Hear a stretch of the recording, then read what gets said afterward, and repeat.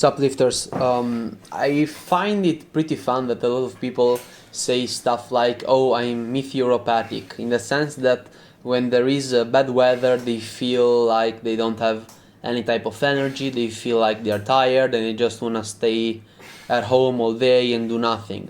And actually, what they don't really realize is that it's just the lack of vitamin D, which actually isn't really a vitamin, it's actually a hormone, which is produced in response to exposure to sunlight. And I do feel pretty sluggish and pretty bad in these type of days as well, but I'm not meteoropathic. I actually understand what is going on. So if you catch anybody actually saying that, tell them that it's actually the lack of vitamin D. Also, don't think that you can just chug in 20,000 IUs of vitamin D in order to get the exposure to sunlight and the better mood, because you can't. There is also a factor of light and how our eyes perceive the light, as I said. So you can't really compensate in that sense. And you just need to embrace the fact that your workout is gonna be worse, you're gonna feel bad, and it's gonna suck. I'm not saying also that necessarily your workout is gonna be worse, but mine today was, although I really pushed hard. And I also did a roll of shame today, which you're gonna see in this clip. However, that didn't really stop me, but I do realize that going to failure really kinda completely destroys you for the next exercises. In fact, I feel like that I performed quite poorly in the next horizontal press, which was the third exercise, which today were the dips.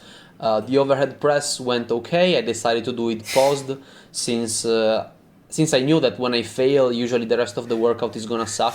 So I said, okay, let's actually not do the 35 kilograms, let's do 30 and see what happens. And there it is, the roll of shame. Then I'm gonna speed it up so you can see what you're supposed to do when this happens to you. You just shrug it off, you take your breath, you then come up, you take a snatch grip, if possible, you deadlift it up, you do a power shrug and you put it back and you go back at benching. With less weight, because I did a back off set. Today I remembered to do it, fortunately. And the reps went just like last time actually, or maybe I did one less rep, I don't really remember, and I forgot to take a picture and I'm too lazy to actually go down into my gym to take a picture of the exercises that I did. I know, I'm sorry. However, I do know that I did either the last amount of reps as last time or one less in the bench. Of course, without counting the back of set, which is this one with 65 kilograms. Which, by the way, I almost got pinned down into since I almost failed twice in a single session. And that really speaks volume of how much actually failing a compound movement actually crushes your performance for the next lifts as well. Overhead press went okay. I really enjoy it, and I really feel like that, number one, the more I do it, the more I realize how important it is to actually shove your elbows in, because you can see that in the later reps when I'm more tired and I don't really do that step, you can see that I'm not pushing in an efficient manner, because basically the more your elbows stands under the bar, the better the power direction is gonna be and the more sustained the movement is. Also, you are stronger when you are pushing over your center of gravity, okay? So if you're pushing a little bit more forward, you're gonna be way weaker. And that is something that you're gonna see in the next two sets, because in these next two sets, I actually tried to hit another rep, I pushed it halfway and then it dropped, which is also what I believe actually contributed to the poor performance in the dips later, because I failed on the bench and I failed 2 times doing pause overhead press, although the fail is safer in my opinion in the overhead press, because I mean, as long as you can actually do it at the very least a slightly decent front squat, you're not gonna get crushed under that weight. I mean, let's be real. But you're gonna see when I fail, look at the position of my elbow in regard with the position of the bar, and you're gonna see that it's not gonna be under it. As long as it's under it, you're gonna have much more strength. So look at this, and you're gonna see that I'm almost pushing forward. Look at that, they are not aligned, and that is why I failed, I believe. Although, of course, I was tired, so it's okay. So I decided that I'm gonna do one overhead press session and one pause overhead press session, which is something that I did for like a week, and then I said, okay, come on, this is stupid. But actually I gave it more thought, and it actually kind of makes sense, you know, because the main movement of the day is the bench press, and that is gonna stay always consistent. It's always gonna be the same. However, the overhead press is a secondary main movement because the bench to me is not as grueling as deadlifts or as squats. So I feel like that I can do 2 in a day, but it is still not the same thing. So I think it's okay to have a day in which I'm gonna go touch and go with the overhead press. Look at this. Elbow is not under the bar. As I was saying, one day where I have pause overhead press and one day where I do regular overhead press.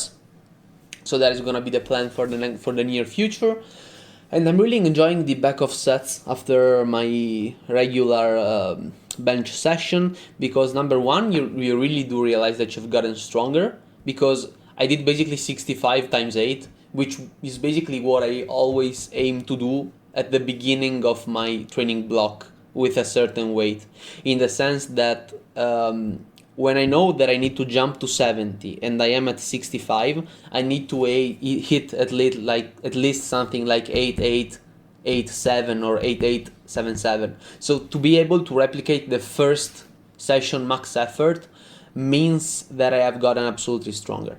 So look at the dips. The dips, I mean, went fine. The first set went amazingly, but I really grinded the last rep, and I definitely didn't have another one. So of course I didn't even try it. However, damn, I was super spent, and I remember clearly that I did 12, 9, 6, 6. It was terrible. Terrible. I mean, at least, of course, I'm happy that my baseline was damaged since I couldn't replicate the effort, but the effort was just under the shoes, man. Oh my god.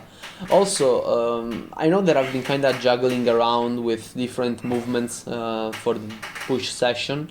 As the third movement, which is the one that I'm not sure on what I want to do, but I feel like the dip is just the best one. I just need to get consistent with it.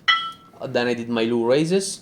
Also, yeah, I was actually heavier than last time because I kinda ate some stuff right before training, and I also drank some water. That is why I believe that I was that heavy, since the weight at the morning is okay. But I still feel like that I can and might consider doing a mini cut, or at the very least I'm gonna wait until I will have all of the days at the uni, since right now I'm going 3 days out of 7, but I most likely will end up going like 5 days out of 7, and that is when I really feel like that will it or not I'm gonna lose weight, which is okay. So I'm gonna wait for that, see what happens, and if it doesn't, I'm gonna make me lose weight. So I'm gonna do it in a more conscious way. So skull crushers went fine. I did it with 17 kilograms, since the 5 plates were used for the low raises, then forearm curls and forearm squeezes, and then rear delts. And I thought about this tricep, and I basically realized that it might make more sense to actually do forearm curls, rear delts, and then forearm squeezes. That way there is actually a slight, very slight phase of rest, although the hand is still squeezing while I'm doing the rear delts, so it's working, but not as much, of course. So that might actually help me in the performance. This is it for today's video. See you guys tomorrow or in the next one. If you've made it this far and you don't know me, please consider subscribing. See you guys in the next one.